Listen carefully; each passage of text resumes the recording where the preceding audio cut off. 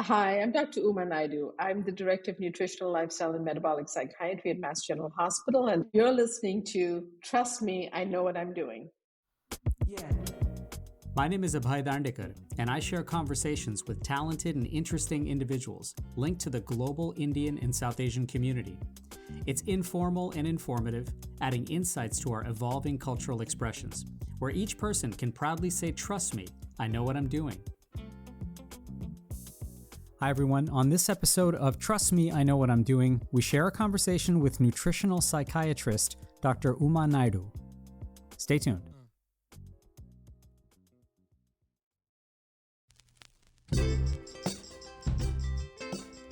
Happy 2025, everyone. And with a new year, many of us likely are turning the page and hitting the reset button. And that often means resolutions to see if we can change behaviors and maybe write ourselves onto a more fulfilling pathway.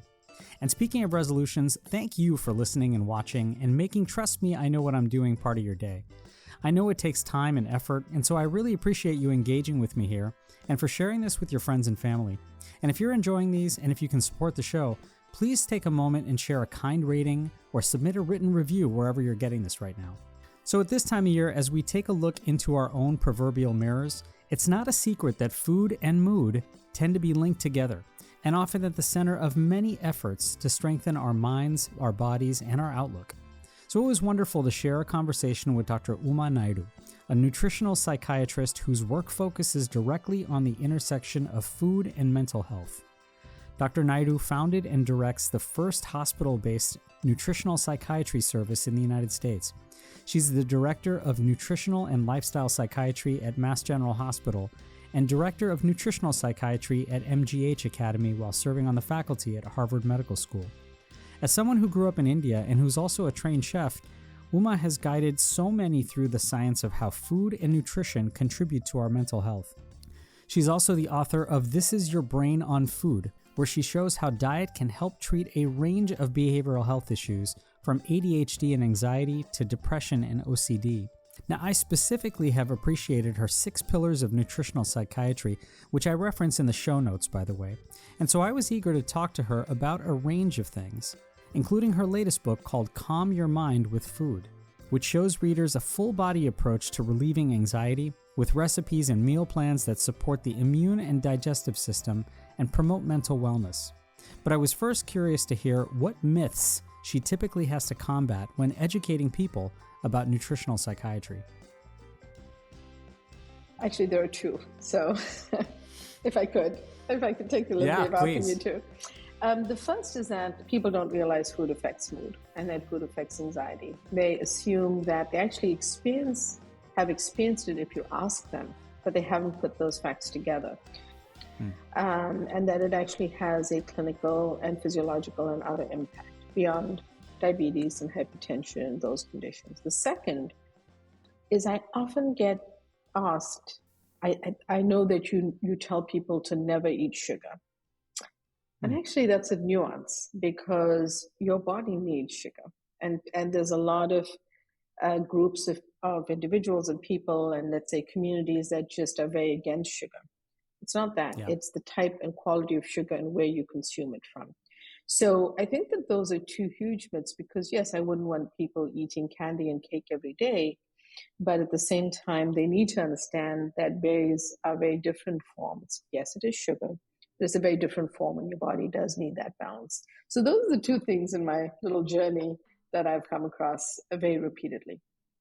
When people hear that and they even are surprised to learn of these links and how powerful these links are when it comes to either food being so, intimately connected to mood. And then on top of that, the role, an important role perhaps that sugar, natural sugars may have. Right. When they do have that surprise, is there now a particular informational piece or something that you have to then use as far as storytelling to really cement those 2 pieces together to ensure that they will actually have trust in themselves and their instincts to really follow that? What I tend to do, if you're speaking specifically more on sugar, is I educate them about a few things. When I say educate, it's because these are not things we are taught. Doctors don't learn nutrition, and it's not our fault. We have to learn it elsewhere if we want to know more. But for example, 4 grams of sugar is 1 teaspoon.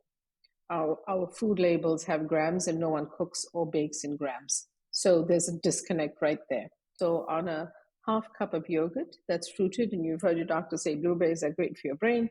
Unfortunately, fruited yogurt can have up to 8 teaspoons of sugar. Very different if you do plain yogurt, dairy or non-dairy, add in berries and a little bit of cinnamon for sweetness. And the berries can be fresh or frozen, very different product. So just teaching them that one fact helps them look at the label when they go into whatever it is, whatever food or beverage that they want to consume, including kombucha, which I like, but it depends on the amount of sugar added to overcome the fermented taste, right? And then the other thing I share with them is that fruit is something our body needs. We should be having enough fruit in our daily diet, but where you get the fruit from and the amount that you eat and how you eat it is key. Let me break that down for you. Berries, yes, they are sugar, but if you have a quarter cup of berries as a snack during your day, or even strawberries, whatever it is that you like. I happen to like berries, and I like clementines, or an apple. But those are very different from taking the apple, the quarter cup of berries, and pulverizing them in a smoothie.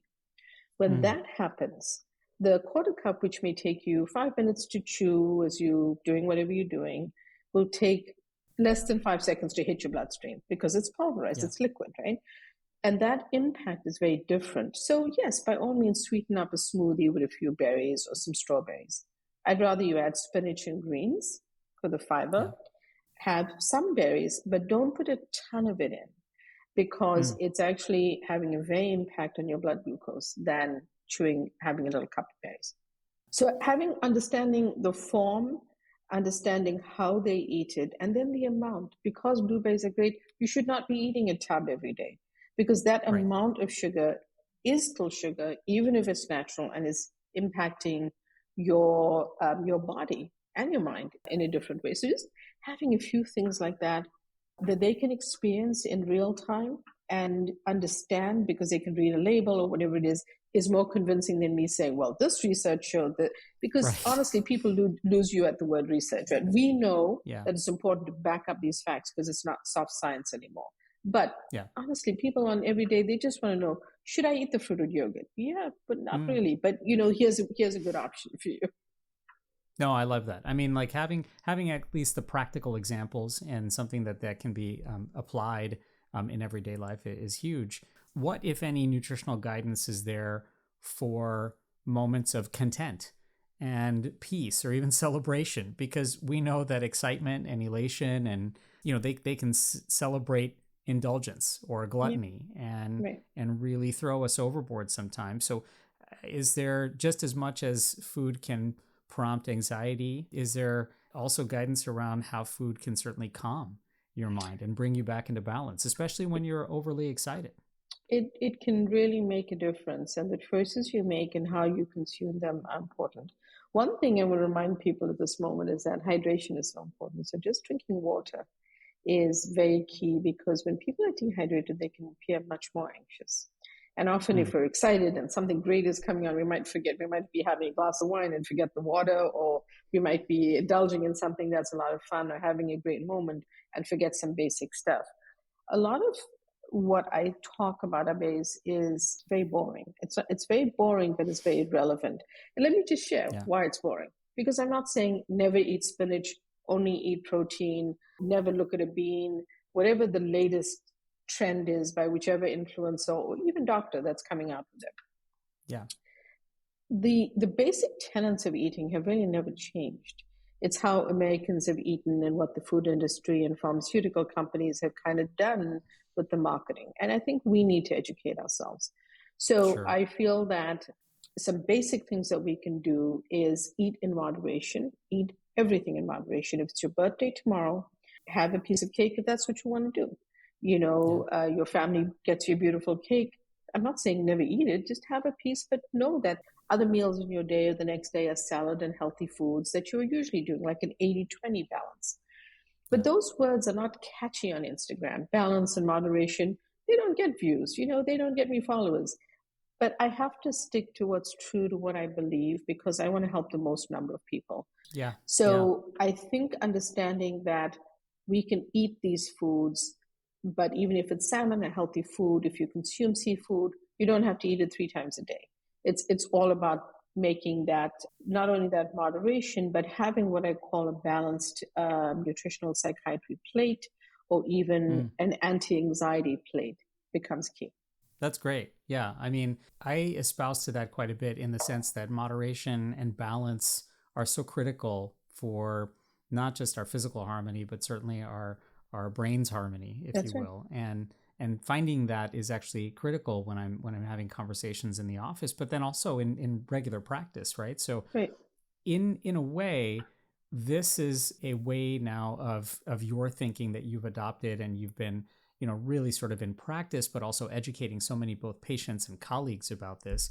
I'm so curious for you. Was there an aha moment for you that really, or even a series of sort of tipping points that took you from that threshold and over the threshold of traditional psychiatry, Right. To venture into nutrition? I mean, what was maybe the tipping point, or was there sort of a series of those tipping points for you? There were actually, thank you for asking that question. There were actually 2 aha moments that I'm happy to share. And to take a step back from those 2 moments, it starts in my childhood where I was just surrounded by healthy eating and nutrition and good and tasty food, and was really blessed to have a family. My grandmother cooked, and I would spend time during the day because I tell everyone I was a preschool dropout. I don't know what my parents were thinking. I refused to go, and because I wanted to hang out with her. She was so much more fun, and she would teach me, and I would watch her cook, and I do little. I was really little. I don't think I even reached the height of the table, but I'd do little tasks for her because I was involved in that experience of the fresh vegetables and stuff. So nutrition, unbeknownst to me until later in life, was very much a part of what I was interested in. Healthy eating, delicious food, spices, also eating in community, because my grandparents would sit and eat lunch with me. Then my parents would pick me up after they finished work and school. My mom was in medical school, and that was also important. So one of my youngest memories as a resident, really green, still learning the ropes, was a patient yelled at me because he thought I caused him to gain weight from prescribing an SSRI. Now, he'd read the label, but he'd only seen me a week before. He'd only just started the med, and he'd already come to me a little bit heavy. But he had this massive cup of Dunkin' Donuts coffee in his hand, favorite coffee in Boston, and so I know, timid as I was, something occurred to me intuitively, and I said, well, I know you're upset. Let's break this down and talk about it, but would you mind telling me what you put in your coffee today? And not only did that distract him, he shared valuable information. Quarter cup of ultra-processed creamer, because that's what the stores usually have, because it was a big size, right? And then 8 teaspoons of sugar. So although I'm not much of a calorie counter, because I think the quality of food and portions are more important, I broke it down for him quickly on the computer. And he then realized, before he even ate breakfast, how many empty calories he was consuming every day.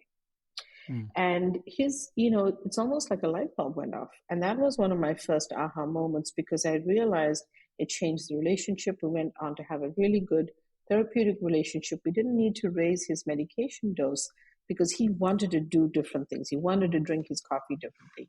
He wanted to eat differently, and he was engaged just by sharing a simple nutritional detail that I was intuitively trying to work out for him. It taught me the power in a clinical relationship. And the second aha moment was when I was unexpectedly diagnosed with cancer. I was blessed by being exposed to some of the best doctors in the world. So I had that on my side. But one of the things that I was still struggling with is the amount of anxiety it brought, because it came out of nowhere. When I realized I was physically experiencing anxiety for the first time in my life, I decided, it's one of those look in the mirror moment, like, you do this every day, like, why don't you do it for yourself? Because it's why don't you start applying these principles? And because you generally want to prepare a lot of your meals at home, I started to have my grandmother's like golden milk several times a day. I prepared my food more mindfully. I really leaned into food. I ate out much less often, not only because either myself or someone would help prepare something for me, but I really used food as medicine. Yeah. And every single week, my doctors would ask me, well, what are you doing? Because we're so delighted you're not having these side effects, and we're so glad that you are tolerating this better. Felt like someone, well, you give us great food, but it's really not that great. It's pretty bad in the cancer units. And but they would literally want to know, because they noticed the correlation. I wasn't having the side effects. I was actually, thank goodness, thriving in treatment, doing okay. You know, the natural things happen. The natural side effects of chemo happen, but that you can't prevent, like hair loss and stuff like that. But for the most part, the other side, that was my second moment, because I thought, wow, if I can feel better and feel less anxious and not have these side effects, think about how powerful it can be for more people. So it really just spurred me on to want to do more. You're listening to Trust Me, I Know What I'm Doing. After a quick break, we'll come back to our conversation with nutritional psychiatrist Dr. Uma Naidoo. Stay tuned. Every story told is a lesson learned, and every lesson learned is a story waiting to be told. I'm Abhay, and I share conversations with global Indians and South Asians so everyone can say, trust me, I know what I'm doing. New episodes weekly, wherever you listen to your podcasts. Hi, I'm Vivek Murthy. I'm the 21st Surgeon General of the United States, and you're listening to Trust Me, I Know What I'm Doing.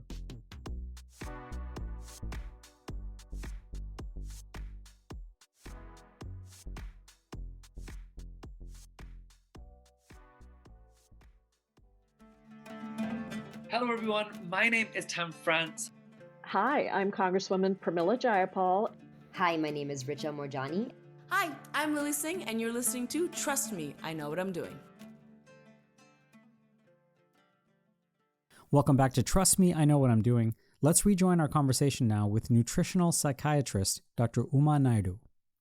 In thinking about that, there's two things come to mind. The first one I wanted to ask was, what did you actually have to unlearn about yourself in order to appreciate that success and really understand how powerful nutrition was in crafting mood and really sort of, carving out this niche for yourself? Were there elements of your own background or even your own thinking as a doctor that you had to, in a way, unlearn and sort of unprogram? It's an interesting question, because in some ways I was sort of doing both, right? I was, on the one hand, getting my chemotherapy, radiation, surgery, all of that good stuff. But at the same time, I was embracing a holistic and integrated approach.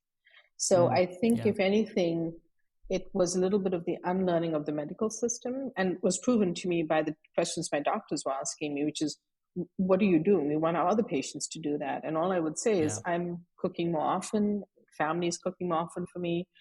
But I'm leaning into these ingredients, right? And we know that the same plan may not affect everyone, but it was a little bit of unlearning of relying only on medicine. I took the absolutely what was necessary for my treatment, but I also didn't necessarily lean on any extra medications that were needed. So if it was part of my protocol, I would take it. And the unlearning was, well, I'm not sure that I need that. If I can manage my nausea this way, if I can, ginger is great for nausea, and as long as it's not interacting with my medications, I'm okay. So a little bit of that, like, how can we curtail this? So it's an interesting question that you asked, because it was a mixed bag of things I was doing, but I was unlearning, not relying heavily on the medical system all the time. Yeah.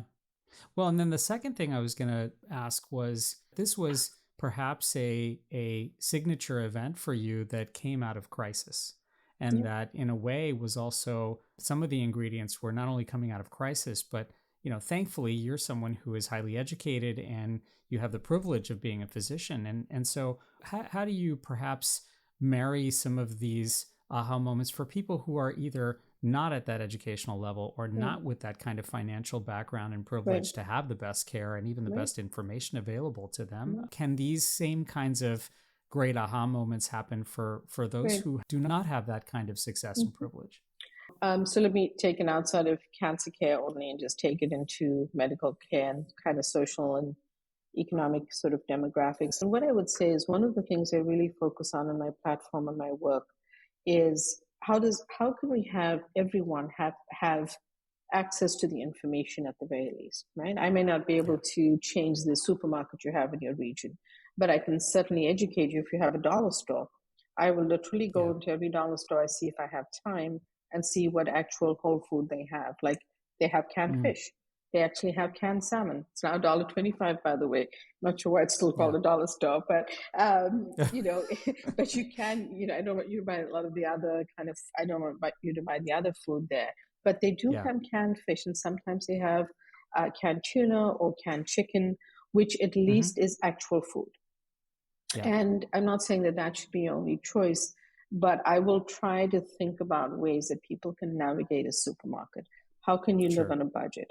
Can you go into those center aisles and buy those canned fish, mussels, oysters, all, by the way, great brain food, beans, legumes, lentils that will feed a family for much, much longer and actually save you money? Can you buy frozen vegetables over fresh? You know, how do you think about it? So I'm a big proponent of wherever you are, if you try to think of the whole food versus a processed version of it, easiest being orange juice. Think about, can you rather get the orange for your family? You're going to get the vitamins and nutrients, everything you need, versus the OJ in the carton, which has added sugar to it. Can you think about having do you have space to have a small vegetable garden and grow maybe leafy greens? Can you afford to do that? And is it of economic benefit to you? Can you think about buying a food costing expense when we did at culinary school? Can you buy a rotisserie chicken if your family consumes chicken? Because believe it or not, it's usually just cooked in its own fat and skin versus fast food meals with the toy and the soda or the milkshake. Because I promise you, if I showed you that with the one rotisserie chicken, you could create 3 meals over 3 days, one meal a day, and save money because you're not buying the junk, that will teach a mom or a parent or a caregiver to make a slight shift in what they're doing. And so I think it's how do we approach it and how do we help more people understand it's just a little bit more thinking that it's involved, and not we may not all have the same information, but at least try to eat the whole food when you can. I love the guide wires here because there are so many tentacles, as you mentioned, so many intersections here with economy and equity. And on top of that, just even taking into account what one's own personal situation is. And it's great to kind of, you know, tailor that to one's own situation. Given the audience that we certainly are speaking to, and on top of that, just our own common backgrounds here, I wonder if you can help connect the dots a little bit between your work and some of the common themes that we see in the South Asian community, right? So whether that be our own nutritional guide wires and the things that you mentioned already with your own upbringing, but then, you know, the lives that we live globally, right? There are common themes that we see in the South Asian community, not just in America, but, you know, worldwide. And is there some particular guidance that you've now been able to gain some insight towards that you can share perhaps that are very relevant to our own community? Well, first and foremost, I feel like the South Asian food is underappreciated because it is super delicious. And the use of spices I can vouch for that. That's for sure. The use of spices is something that's undervalued as well, because people don't, I'm not saying spicy, just the use of spices, because it can be so rich in antioxidants and anti-inflammatory ingredients. And the pure spice has no salt or no sugar, no added calories, literally. So it's a pretty healthy way to go to flavor food, not a spice blend, but the actual spice.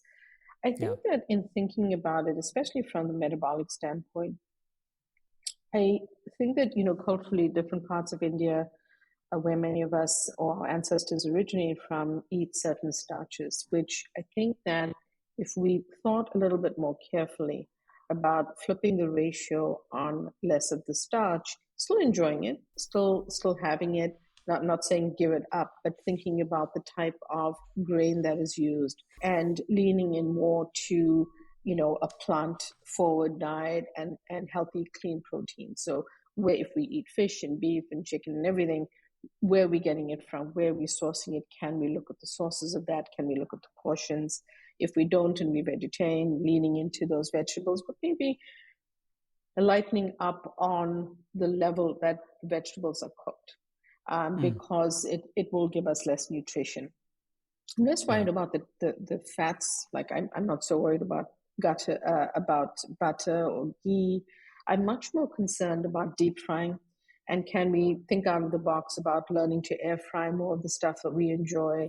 How can we rethink our kitchens, lean into the spices, add in the vegetables just because we all need more fiber, clean sources of whether it's our chicken or whatever meats that you eat, or seafood. And how do we change that ratio of, when I was a child, one of my grandmothers, I would remember when she ate lunch, she ate a little bit of the curry or curries that were prepared, but a very large serving of basmati rice, right? And she was very petite. She was never overweight or anything like that. I think times have changed, and we are living in a different era where food has been industrialized in the United States, and you've lived in the United States, as I have now for most of my life. Whether you like it or not, that's the food you eat, even if you go on a healthier route. So I think that South Asians need to rethink enjoying the foods that we love, lightening them up in a certain way, leaning into our spices and changing the portions and ratios of some of the foods we eat. It's almost like we need the sort of 6 South Asian pillars That's true. That can be very catered to us, And in a way, if you think about your grandmother and the difference between what her existence was in India versus now a population like all of us in our middle ages and even those who are, seniors as well. For those of us out there, is there one or more of these kind of 6 pillars that really speaks to aging gracefully, that really speaks to combating dementia, that really speaks to, staving off the anxieties perhaps and the pitfalls of aging?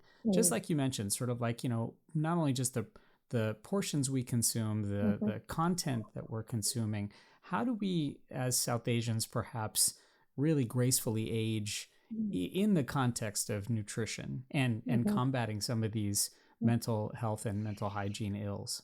Believe it or not, some of it, there's a real overlap with what, people who may not be South Asian should be doing. And I'll come back to those. And by the next time you and I talk, I'm going to have more exciting words for you. But I still come back to that sort of that balance and consistency of what we do. Because one of the things that is a huge plus in our communities is there's a sense of community. And many families are multi-generational. So if you think about the work of the Blue Zones, they talk about eating in community and having your tribe and having your family around or having your village around and eating. It's one of the things that is a plus in our communities because much of it is built in. And I say to my younger patients who are living alone in New York or Boston, get on Zoom and talk to your families, create a friends Thanksgiving, which I think is a great idea because your family, you may not be able to get to your family this holiday, whatever it is. But I think that it also comes down to those tweaking a little bit of, if say someone is aging and they are still consuming a lot more of the carbohydrate balance like my grandmother did. It's different now because they're at a different age and stage than she was when I was little. So just maybe switching that up, adding in those blueberries, leaning into turmeric with a pinch of black pepper. There's a good amount of evidence for that. Having that golden chai. My trick with golden chai is because I travel so much, I was always, my plant-based milk where I was always throwing them out. So I just make a little bit of hemp milk and I have the recipe in my book, Calm Your Mind with Food, easy to make, and I can make a small amount. And it's super creamy when you make it. So I actually now do my golden chai with that, but I have it more often. But the other thing that aging South Asians and others need to think about is muscle mass, because they're dealing with sarcopenia. So making sure they're getting enough protein. If you consume yogurt, Greek yogurt, great source of protein. If you consume meat and other foods, all of those have great sources of protein. But don't lose sight of that, because some of my older relatives don't want to eat as much anymore, and they still have to eat enough protein to feel healthy, and also movement. Usually they have the yoga and meditation down. They kind of, they usually have that down, and another thing the community has going for them. But I think if we built in, walking. I can't see some of my older aunts and uncles always going to the gym because they didn't grow up that way. But can they walk? Can they walk their dogs? Can they walk to get the newspaper? Can they walk to get a cup of coffee? Can they just walk in their community? And just that sense of community is so important. I mean, especially for bone health and for mental health, and sunlight, getting some sunlight, which helps their vitamin D before they put on sunblock. About 10 minutes before you put on your sunscreen or sunblock is a great way. And low vitamin D is associated with increased anxiety, increased depression. So it's just an easy thing to do. You're listening to Trust Me, I Know What I'm Doing. After a quick break, we'll come back to our conversation with nutritional psychiatrist Dr. Uma Naidoo. Stay with us. Conversation. It's the antidote to apathy and the catalyst for relationships. I'm Abhay Dandekar, and I share conversations with global Indians and South Asians, so everyone can say, trust me, I know what I'm doing. New episodes weekly, wherever you listen to your podcasts.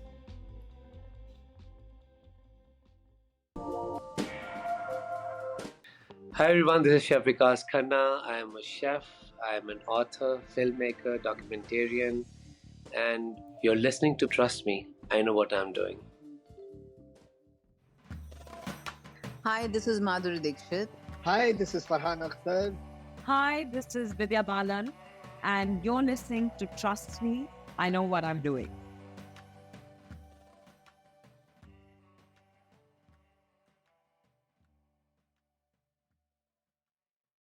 Hi, I'm Krish Ashok, author of Masala Lab, The Science of Indian Cooking, and you're listening to Trust Me, I Know What I'm Doing.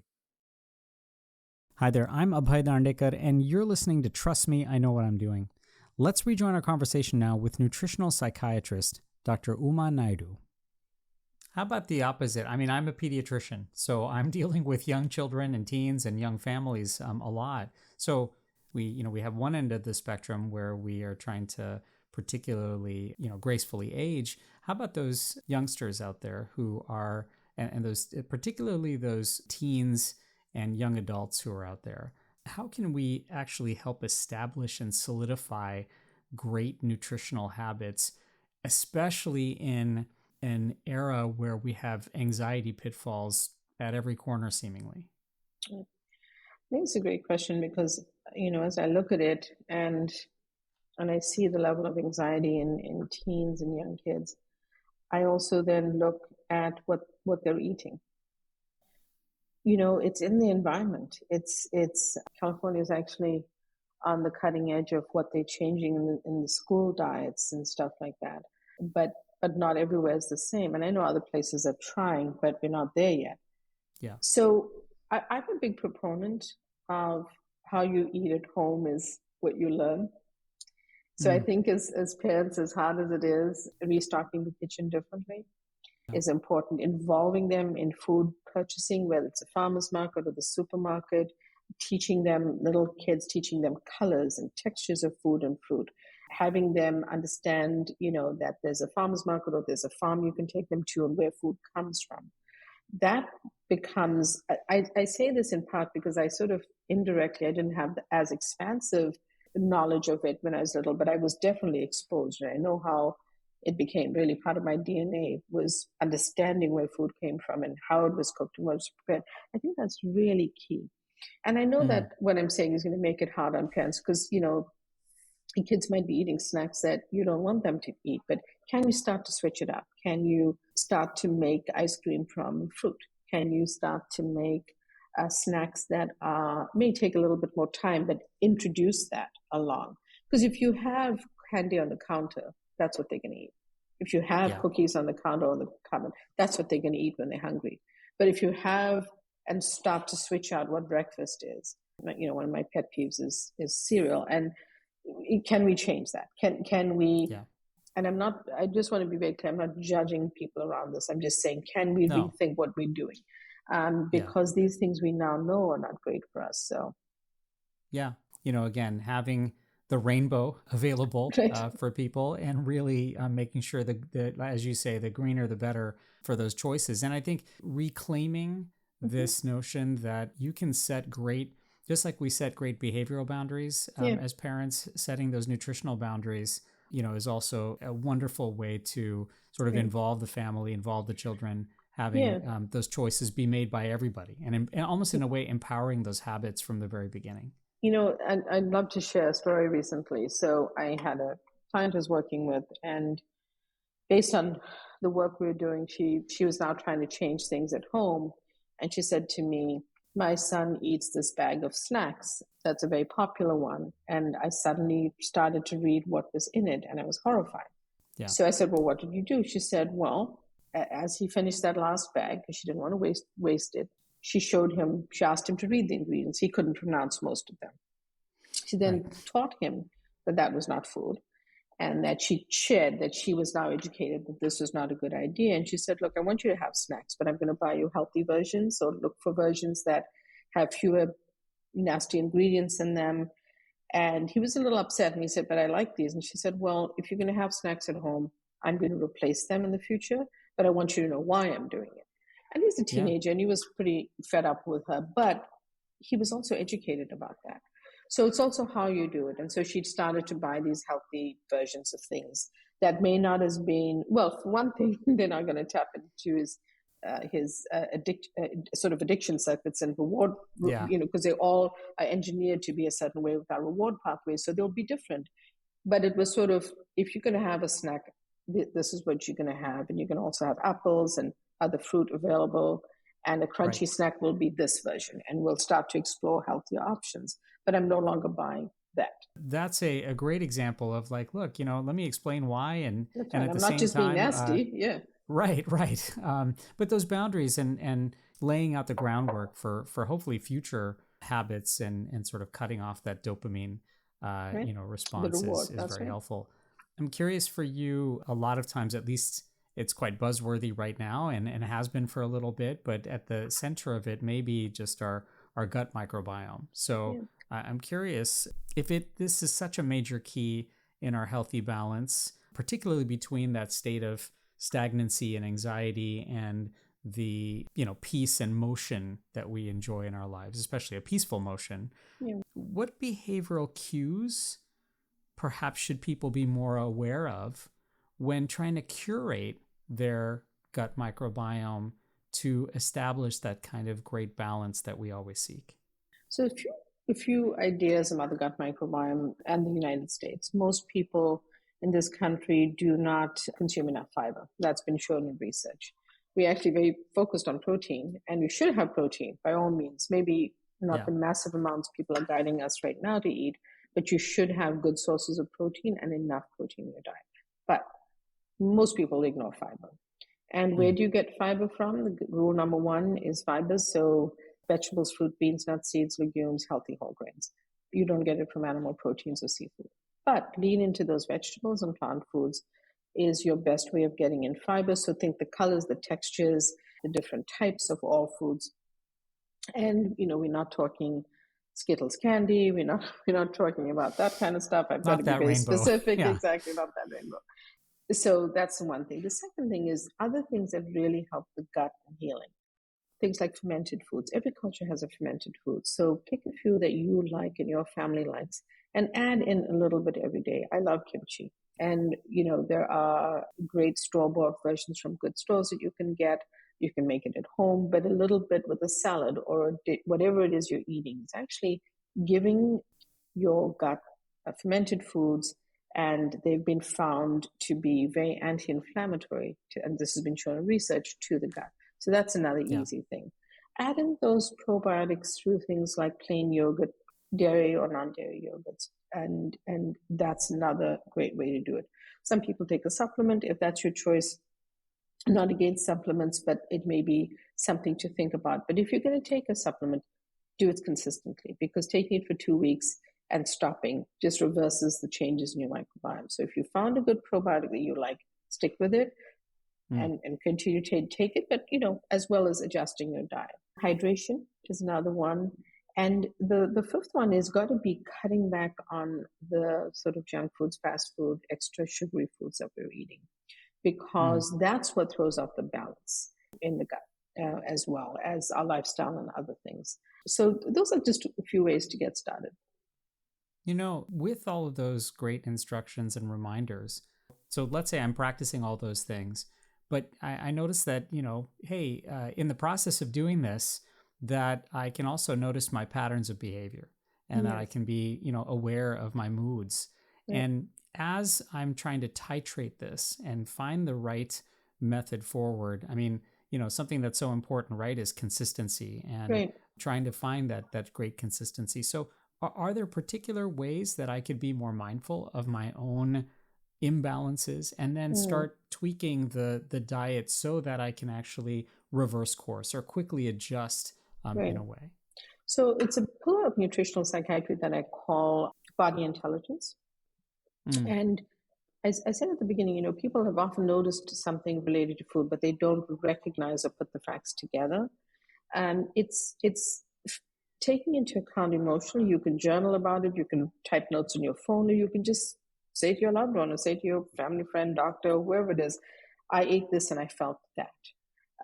Take note of those things, because here's a nuance. I mentioned fiber. Someone with IBS, IBC, SIBO, other gut-related conditions, they can't just start eating a bunch of fiber. Many of us actually can increase our fiber gently and, not feel sick. But those individuals can really feel more uncomfortable, because it's not that the fiber is bad, it's just that they have a GI condition which, doesn't tolerate that amount of fiber, or that they are dealing with other things that need to help the condition that's underlying. So I feel like paying attention to body intelligence is key. I've had people tell me that, they switch out a glass of wine, or they have dinner earlier. If they do drink wine, they have it earlier in the day. If they have dinner, they have it earlier. That they have switched out what they eat for breakfast or lunch or dinner, and they feel different. Paying attention is different. Why do you think they sell donuts and pears? Because you can never eat one. You eat one and you're dying for 3 more, because it's not satiating. It's not the same as a chia pudding, because you might eat a little bit of chia pudding with nuts and seeds and berries and you'll be like full for several hours. Very different.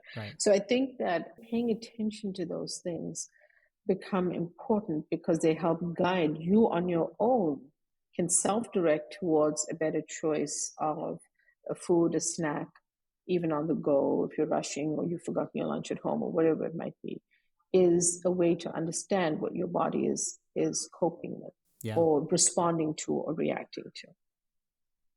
I love that, especially the idea of thinking a little bit about either journaling or being very aware of, food and the resulting mood that it comes. Let me get you out of here on this.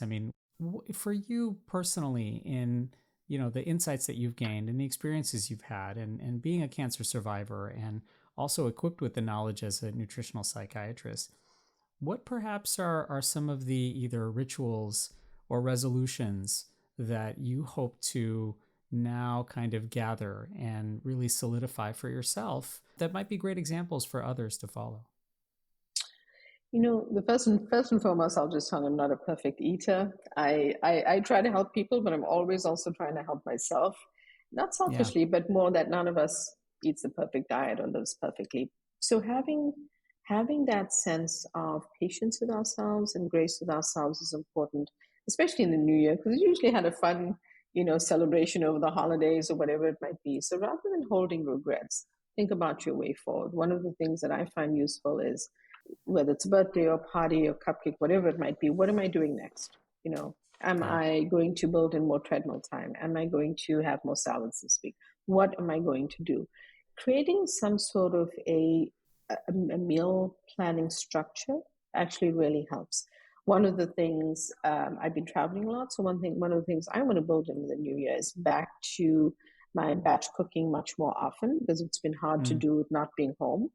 And my planning, usually for me, I do 3 days at a time. I think for me to prepare 7 days at a time of food, it doesn't appeal to me. So I do 3 days, and that's what works for me and for my family. But bringing that back in a more structured way is going to be important for me. An easy thing is hydration, having a sustainable water bottle, even in winter, even when it's cold. Now airports everywhere, and I think you guys led the way in San Francisco, have these great water fountains with water that you can fill. So make sure you're doing that with whatever else you consume. So I think that these are the things that will help. You can always move it forward, so. Yeah. Well, being resolute and being graceful and giving ourselves the license to build our own journeys, both with nutrition and our own mental health. Thank you so much, Uma, for sharing all your insights, for all the work that you're doing. I would urge everyone to go out and read your book and calm our minds with food as much as we can. And we'll certainly take away any of your information and insights, whether that's with Tom Brady or not. We love it all. So thank you so much for joining, and I hope we can visit with you again. Definitely. Thanks so much for having me, Abhay. Lovely to see you. Thanks so much, Uma, and please check out all of Dr. Naidoo's work with links to her books and meal plans at umanaidoomd.com.